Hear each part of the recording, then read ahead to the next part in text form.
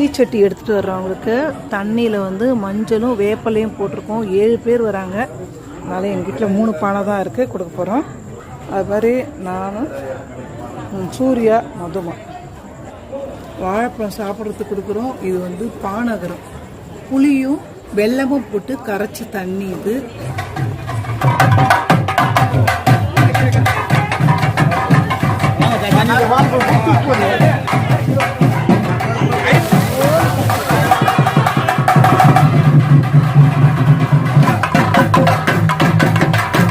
Pongal